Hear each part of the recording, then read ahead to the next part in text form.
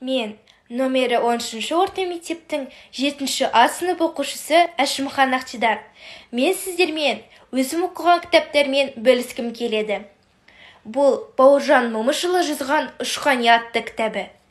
Шығармада өмірбаяндық жайттарды арқау етіп, ерлікті, достықты, адал аңқау, еңбекқор, қарапайым ауыл адамдары суреттелген. Және Ақан Нұрманов жазған «Құланның ажалы» атты романы. Сонымен қатар Ыбырай Алтынсариннің «Таза бұлақ» атты кітабы. Осы кітапта ертегілер, әңгімелер, мысалдар және өлеңдер жазылған. Кітаптағы бір өлеңді оқып кетсем: «Кел балалар оқылық. Бір Аллаға сыйынып, кел балалар оқылық. Оқығанды көңілге ықыласпен тоқылық. Істің болар қайры, бастасаңыз аллалап. Оқымаған жүреді, қараңғыны қармалап. Кел балалар оқылық. Оқығанды көңілге ықыласпен тоқылық. Оқысаңыз балалар, шамнан шырақ жағылар.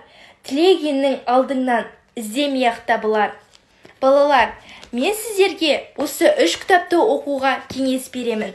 Себебі осы 3 кітап өте қызықты және көп деген ойлар түйінесіздер.